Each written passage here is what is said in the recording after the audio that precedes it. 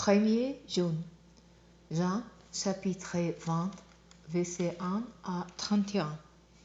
Le dimanche matin, très tôt, Marie de Magdala se rendit au tombeau. Il faisait encore très sombre. Elle vit que la pierre fermant l'entrée du sépulcre avait été ôtée de devant l'ouverture. Alors il courut prévenir Simon-Pierre et l'autre disciple, celui que Jésus aimait. On a levé le Seigneur de la tombe, leur dit-il, et nous en avons aucune idée de l'endroit où on l'a mis. Pierre sortit donc avec l'autre disciple, et ils se rendirent tous deux au tombeau. Ils coururent tous les deux ensemble, mais l'autre disciple, plus rapide que Pierre, les distança et arriva le premier au tombeau. En se penchant, il vit les lignes funéraires par terre, mais il n'entra pas. Simon-Pierre, qui les suivait, arriva alors. Il entra dans le tombeau, vit les lignes qui étaient par terre, et les lignes qui avaient enveloppé la tête de Jésus, non pas avec les lignes funéraires, mais enroulées à part à sa place. Alors l'autre disciple, celui qui était arrivé le premier, entra son tour dans le tombeau. Il vit et écoute. En effet, jusque-là, ils n'avaient pas encore compris que Jésus devait ressusciter comme l'avait annoncé l'Écriture. Les deux disciples se retournèrent alors chez Rose. Pendant ce temps, Marie se tenait dehors près du tombeau, apeurée. Tout l'implorant, elle se pencha vers le tombeau.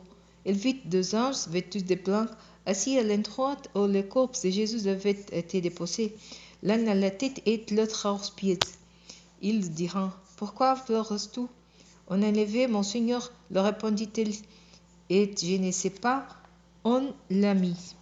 Tout en disant cela, elle se retourna et vit Jésus qui se tenait là, mais il ne savait pas que c'était lui. « Pourquoi pleures-tu » lui demanda Jésus. « Qui cherches-tu » Pensant que c'était le gardien du jardin, elle lui dit, « Si c'est toi qui l'as emporté, dis-moi où tu l'as mis, pour que je les reprenne. » Je lui dis, « Marie. » Elle se tourna vers lui et s'écria en hébreu, « Rabboni » ce qui veut dire « maître ».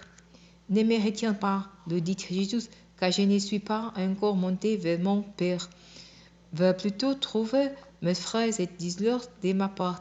Je monte vers mon Père, qui est votre Père, vers mon Dieu, qui est votre Dieu. » Marie de Magdala alla donc annoncer aux disciples, « J'ai vu le Seigneur. » Et il leur rapporta ce qu'il lui avait dit. Ce même dimanche, dans la soirée, les disciples étaient dans une maison dont ils avaient verrouillé les portes parce qu'ils avaient peur des Juifs. Jésus vint. Il se trouva là, au milieu d'eux, et il leur dit, « Que la paix soit avec vous. » Tout en disant cela, il leur montra ses mains et son côté. Les disciples furent remplis de joie par qu'ils voyant le Seigneur.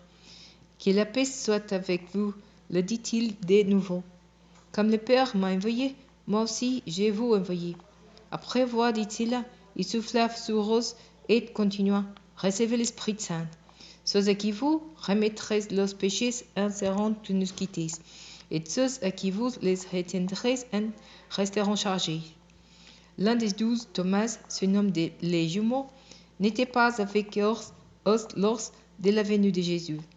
Les autres disciples leur dirent, « Nous avons vu le Seigneur. » Mais il leur répondit, « Si je ne vois pas les marques des clous dans ses mains, si je ne mets pas mon doigt à la place des clous, et si je ne mets pas la main dans son côté, je ne croirai pas. » 8 jours plus tard, les disciples étaient de nouveau réunis dans la maison.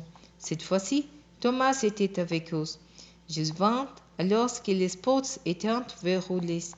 Il s'étend au milieu d'eux et leur dit, « Que la paix soit avec vous. » Puis il dit à Thomas, « Place ton doigt ici, vois mes mains. Avance ta main et mets-la dans mon côté. Ne sois donc pas incrédule, mais crois. » Thomas lui répondit, « Mon Seigneur et mon Dieu. » Parce que tu m'as vu, tu crois, lui dit Jésus. Heureux ceux qui croient sans savoir vous. Jésus accomplit sous les yeux de ses disciples encore beaucoup d'autres signes miraculeux qui n'ont pas été rapportées dans ce livre, mais ce qui s'y trouvait a été écrit pour que vous croyiez que Jésus est le Messie, le Fils de Dieu, et qu'en croyant, vous possédiez la vie en son nom.